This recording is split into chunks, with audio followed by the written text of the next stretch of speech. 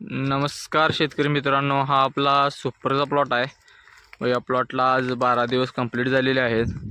हा टोटल 1100 झाडांचा प्लॉट आहे। तर बघू शकता प्लॉटची कंडिशन कशी आहे।